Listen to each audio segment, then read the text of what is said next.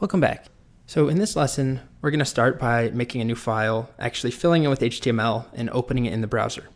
And we're also going to learn about the underlying structure of every HTML document. So there's a few things that every document always has, kind of boilerplate, that we're going to learn about. So to start, I'm going to go to Sublime, and I'm going to make a new file. So File, New File, or Command N, and then I'm going to save the file and give it a name. So File, Save, or Command S. So once I do that, we're going to give it a name. Let's call it firstpage.html. And this part is very important, .html. So I'll hit save. And that .html tells Sublime, and when I open it in Chrome, it tells Chrome this is an HTML file, treat it as such. So we can write some HTML in here. So we'll start with just the one tag we've seen so far, or one of the tags, which is an H1. And you'll notice that it's highlighted for me. So let's fill this in. This is my first tag, and save this file. And you'll see Sublime knows it's HTML, so it highlights it, makes corresponding tags red in my case.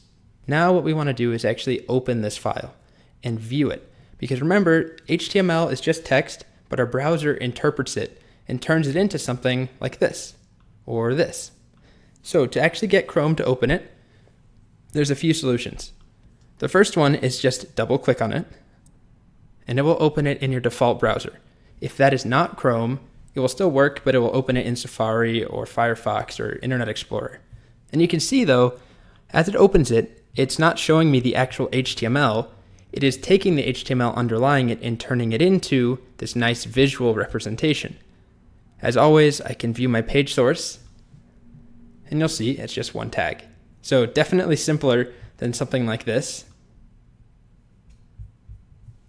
but underlying they're exactly the same. And there's probably an H1 on this page as well. So one other way of doing this, you can take the file, right click and click on Open with Google Chrome, or you can click on it and drag it to Chrome, and that will open it as well. Same thing goes for Sublime as well. So if you accidentally close the file, you can drag it here and it will reopen it. So just to show you that, click, and I can open it. So unfortunately, I have to break the news that our simple HTML that we've written so far is actually slightly wrong. The HTML tag itself is fine, but this isn't a valid document. And that's because we're missing the underlying structure that every page needs to have. So it looks like this. It is a lot compared to what we've done so far, but the good news is there's two pieces of good news. One, it's always the same. And two, Sublime has a nice shortcut that gives this structure to us very, very quickly with just 4 letters that we have to type. So we're going to go over these pieces individually in just a little bit, but I'm going to start by just showing you how to get it in Sublime. So in Sublime, inside an HTML file, we can type the word HTML and then hit tab, and we automatically get this structure. So let's go over what this does. First, I'm going to save. So there's this doc type HTML up top. And it's kind of weird because there isn't a corresponding closing doc type, like there is HTML and head and title and body. Doc type is on its own. So let's go to MDN. Just showing you how you would get there. I would type MDN and then doc type. And it might seem silly to really talk about that, but this is important because finding this information out is really what being a developer is. Googling something, how do you find the right answer? I'm going to be a complete broken record on that. My students laugh every time I talk about the art of Googling, but it really is important. So on here, let's take a look. It says the doc type for HTML5 is simple. To indicate that your HTML content uses HTML5, simply use doc type HTML with an exclamation point in front of it. And we do want to use HTML5. We'll talk exactly about what HTML5 is and what it isn't in a future video, but we do want to use it. It's basically just the newest version of HTML. So we put this up top. So the next thing we're going to talk about is the HTML element. So this one is a little harder to find by searching. We would do MDN, HTML, maybe just element. There we go. Always look for this MDN in the name. And this tells us the HTML root element represents the root of an HTML document. All other elements must be descendants of this element. So it's pretty self-explanatory. Basically, everything that we write needs to go inside of HTML element. And more importantly, under permitted content, it tells us one head element followed by one body, which is what we have. One head and one body. So let's take a look at what head is.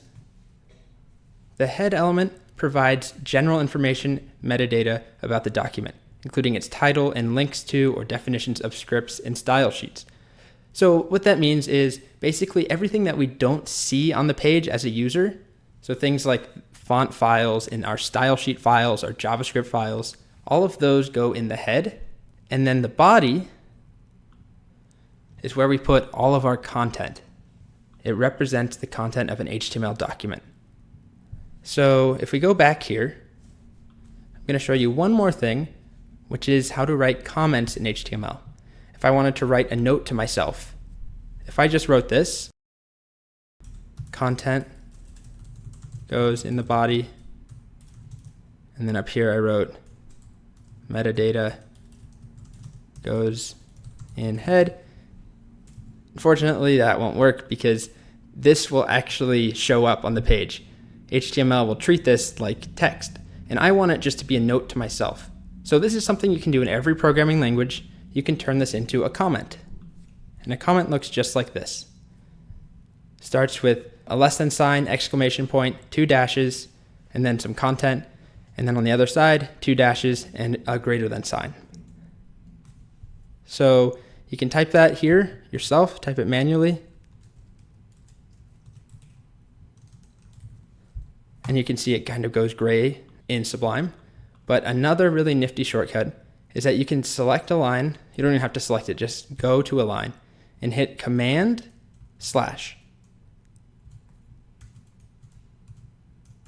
And you can also see, you can go up to Edit, and you can go to Comment, Toggle Comment. So in case you forget this and you don't want to write it out, another nice thing, let's say I had a bunch of notes to myself, I can select all of them and do the same thing, Command/. Great. So I'm going to keep these comments here that are just notes to myself. My content goes in the body, metadata goes in the head. So that means that if we're following our own notes, our content here needs to go inside of our body. So we should have nothing floating around outside the HTML element except for doc type. Everything else goes in head or in body. So let's go ahead and open this up. Make sure it looks the same as it did before. Double click. You can see it looks identical. Let's view the page source. It looks the same. Notice that our comments are not showing up, of course. Only our H1 shows up. One thing that we're missing while we're here is a title. A title is important not because it shows up on the page. It will not show up in our actual page here. Remember, it's in the head, so it's just metadata.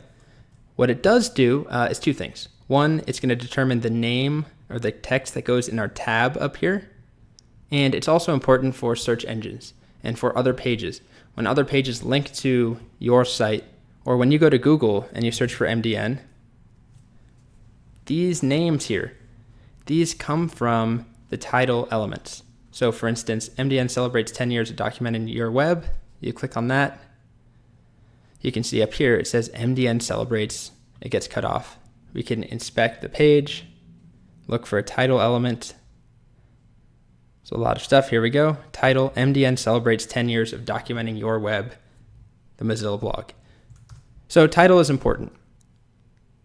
So let's give our site a title. Let's just call it My First Page. Refresh, watch right here, and it updates. So that's it for now. Remember two things. This boilerplate, you can just type HTML tab. You would never have more than one in a document. But just so you remember, HTML tab and comments you can do with Command/. You can toggle them on and off. All right.